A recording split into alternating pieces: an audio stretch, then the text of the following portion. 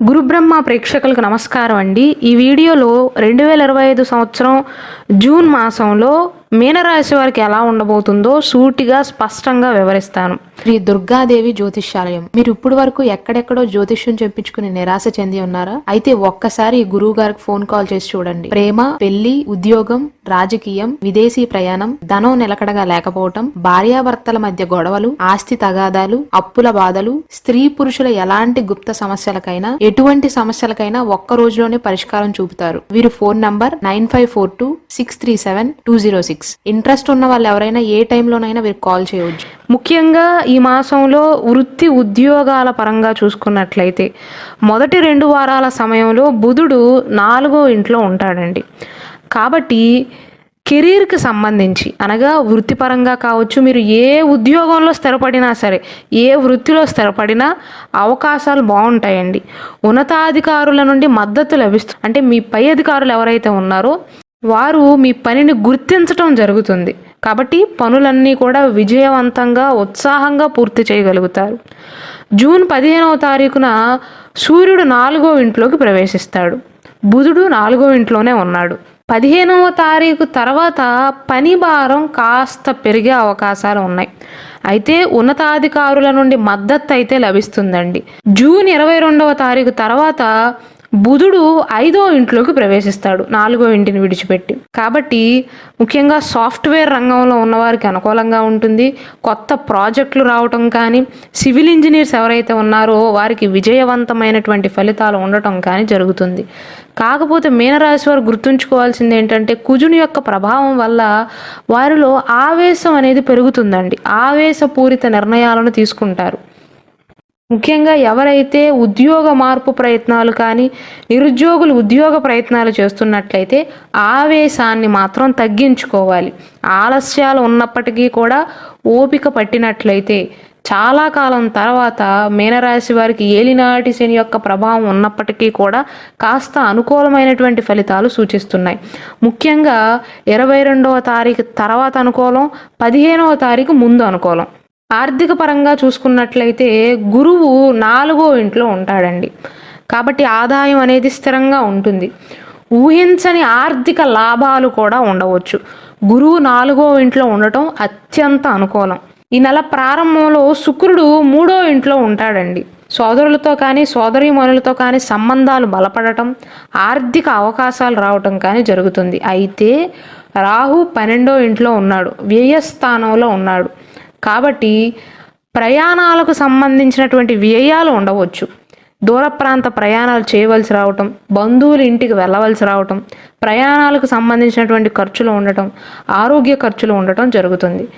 శని భగవానుడు మీ రాశిలోనే ఉన్నాడు, మీనరాశిలో ఉన్నాడు. కాబట్టి ప్రస్తుతం మీకు ఏలినాటి శని యొక్క 2వ దశ అనేది జరుగుతుందండి. కాబట్టి ఎన్ని గ్రహాలు యోగించినప్పటికీ కూడా మీనరాశి వారు ఏలినాటి శని పూర్తయ్యేంత వరకు ఆర్థిక నిర్ణయాల విషయంలో జాగ్రత్త చాలా అవసరం. షూరిటీ సంతకాలు పెట్టొచ్చు, కానీ పెట్టే ముందు 1కి 100 సార్లు ఆలోచన చేయండి. ఎందుకంటే ఏలినాటి శని సమయంలో శని భగవానుడు ఎవరు చెడ్డవారు అని మీ ముందు నిరూపించే ప్రయత్నం చేస్తారు. కాబట్టి ఆ ప్రయత్నంలో మీరు నష్టపోకుండా ఉండాలి. కాబట్టి మీ వంతు మీ జాగ్రత్తలు తీసుకోండి. పెట్టుబడులు పెట్టేటప్పుడు కానీ, ఆస్తిని అమ్మే విషయంలోనైనా, కొనుగోలు చేసే విషయంలోనైనా అవతల వ్యక్తి గురించి, ఆ ప్రాపర్టీ గురించి పూర్తిగా మీ అంతర్గా మీరు కనుక్కున్న తర్వాత మాత్రమే ముందడుగు వేయటం మంచిదండి. లేకపోతే ఏలినాటి శని సమయంలో మాత్రం తొందరపాటు నిర్ణయాలు అస్సలు తీసుకోవద్దు. అలాని ఏలినాటి శని ఉందని భయపడవలసిన అవసరం కూడా లేదండి. గ్రహ పరిస్థితులు పర్వాలేదు, ఈ మాసం బాగానే ఉన్నాయి. కుటుంబ పరంగా చూసుకున్నట్లయితే నేను ఇంతకుముందు చెప్పినట్లుగా గురువు 4వ స్థానం, 4వ ఇల్లు అనేది తల్లికి కుటుంబానికి సంబంధించినది, చాలా అనుకూలం. కాబట్టి కుటుంబ సభ్యులతో సంబంధాలు అనేవి బలపడతాయండి. వారి యొక్క మద్దతు మీకు లభిస్తుంది. ఇంట్లో మీ తల్లిగారితో కానీ, తండ్రి గారితో కానీ ఏమైనా చిన్న చిన్న విభేదాలు ఉన్నా ఈ మాసంలో మనసు విప్పి మాట్లాడే ప్రయత్నం చేయండి. వారికి మీ మీద ఎంత ప్రేమ ఉందో, మీకు వారిపైన ఎంత ప్రేమ ఉందో ఇద్దరికీ తెలుస్తుంది. గురువు 4వ ఇంట్లో ఉండటం అత్యంత అనుకూలం. వృత్తి వ్యాపారాల పరంగా ఎన్ని సమస్యలైనా ఉండని, ఈ మాసంలో మాత్రం కుటుంబ పరంగా కఠిన సమయాల్లో కూడా శాంతి లభిస్తుంది. కుటుంబ వాతావరణం అనేది బాగుంటుంది. స్నేహితులతో కానీ లేదా కుటుంబ సభ్యులతో కలిసి ఆధ్యాత్మిక ప్రదేశాలకు అంటే దేవాలయాలకు దర్శనాలు చేసుకోవటం కానీ ఇలాంటివి చేస్తారు. అలాగే ఈ మీనరాశిలో జన్మించిన వారిని వివాహం చేసుకున్న వారు ఎవరైతే ఉన్నారో వారి యొక్క జీవిత భాగస్వామి వారి వారి రంగాలలో ఎటువంటి వృత్తి వ్యాపారాలు చేస్తున్నా విజయాన్ని సాధించే అవకాశాలు ఉన్నాయి. దానివలన కుటుంబంలో సంతోషకరమైనటువంటి వాతావరణం అనేది నెలకొంటుంది. ఇక ఆరోగ్యపరంగా చూసుకున్నట్లయితే కుజుడు కేతువు ఈ 2 గ్రహాలు కూడా 6వ స్థానంలో ఉన్నాయండి. కాబట్టి మొదటి 2 వారాల సమయంలో మాత్రం ఆరోగ్యపరంగా బాగుంటుంది. అంటే గత సమస్యల నుండి కూడా ఉపశమనం లభిస్తుందండి. అయితే 15వ తారీఖున సూర్యుడు 4వ ఇంట్లోకి ప్రవేశిస్తాడు. బుధుడేమో జూన్ 22వ తారీఖు తర్వాత 5వ ఇంట్లోకి ప్రవేశిస్తాడు. 2వ వారం తర్వాత 16వ తారీఖు తర్వాత నుండి మీనరాశి వారికి ఎక్కువగా వెన్ను నొప్పితో బాధపడతారండి. సాఫ్ట్వేర్ రంగంలో పనిచేస్తున్న వారు కానీ క్లర్కులుగా ఎవరైతే పనిచేస్తున్నారో అంటే పొద్దున్న నుండి సాయంత్రం దాకా ఎక్కువసేపు కూర్చుని పనిచేయవలసిన వృత్తులు ఉంటాయి కదా, వారు మాత్రం ఈ మాసంలో విపరీతమైనటువంటి వెన్ను నొప్పితో బాధపడే అవకాశాలు ఉంటాయి. కాబట్టి ముఖ్యంగా కూర్చుని ఉద్యోగాలు చేసేవారు మాత్రం గంటకైనా సరే లెగిసి అటు ఇటు తిరిగే ప్రయత్నం చేయండి. మీ మజిల్స్ అనేవి స్ట్రెయిన్ అయ్యే అవకాశాలు ఉన్నాయి. దానికి తోడు ఏలినాటి శని కూడా జరుగుతుంది కాబట్టి సరైన విశ్రాంతి అవసరం. విశ్రాంతితో పాటుగా వ్యాయామం కూడా అవసరం. వీలైనట్లయితే మిథున రాశి వారు నైట్ షిఫ్ట్స్ లేకపోతే ఉదయాన్నే నిద్రలేచే ప్రయత్నం చేయండి. ఎందుకంటే శని భగవానుడి యొక్క అనుకూలమైనటువంటి ఫలితాలను పొందటానికి ముఖ్యంగా మనం క్రమశిక్షణతో ఉండాలండి. ఆరోగ్యపరంగా అలాగే బద్ధకాన్ని వేడాలి. ఉదయాన్నే యోగా కానీ ధ్యానం చేయటం కానీ పోనీ అవి అలవాటు లేకపోయినా ఎక్సర్సైజ్ చేయటం కానీ వాకింగ్ చేయటం కానీ ఇలాంటివి చేయటం వల్ల ఒక పక్క శని అనుగ్రహిస్తాడు, ఇంకొక పక్క ఆరోగ్య సమస్యలను తగ్గించుకోవచ్చు.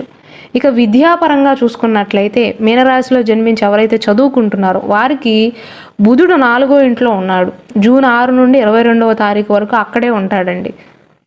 మీ ఇంట్లో మీ తోడబుట్టిన వారిలో పెద్దవారి యొక్క సహాయ సహకారాలు అనేవి మీకు లభిస్తాయి. చదువు విషయంలో పోటీ పరీక్షలకు లేదా ఇంటర్వ్యూలకు సన్నద్ధమవుతున్న వారికి 22వ తారీఖు ముందు కంటే కూడా 22వ తారీఖు తర్వాత బుధుని యొక్క స్థాన మార్పు తర్వాత మీలో తెలివితేటలు పెరగటం కానీ ఆలోచన శక్తి పెరగటం కానీ ఆలోచన విధానం మారటం కానీ చదువుపైన ఆసక్తి పెరగటం కానీ దానివలన పోటీ పరీక్షల్లో విజయాన్ని సాధించటం కానీ విజయాన్ని సాధించకపోయినా మీలో ఆత్మవిశ్వాసం పెరగటం కానీ జరుగుతుందండి. కాబట్టి పోటీ పరీక్షలకు సన్నద్ధమవుతున్న విద్యార్థులకు జూన్ 22వ తారీఖు తర్వాత కాస్త అనుకూలమైనటువంటి ఫలితాలు ఉన్నాయి. జూన్ 6 నుండి 22వ తారీఖు మధ్య కాలంలో మిశ్రమమైనటువంటి ఫలితాలు గోచరిస్తున్నాయి. పరిహారాల విషయానికి వస్తే మీనరాశి వారు శనిని ప్రసన్నం చేసుకోవటానికి ఇనుప వస్తువులను దానంగా ఇవ్వటం మంచిదండి. కేవలం శనివారం మాత్రమే కాదు, ఏ వారమైనా సరే అవసరమైన వారికి మాత్రమే ఇనుముతో చేసిన వస్తువులను దానంగా ఇవ్వటం, నల్లటి వస్త్రాలను నీలం రంగు వస్త్రాలను కనుక దానంగా ఇచ్చినట్లయితే శని యొక్క అనుకూలమైనటువంటి దృష్టి పడుతుంది.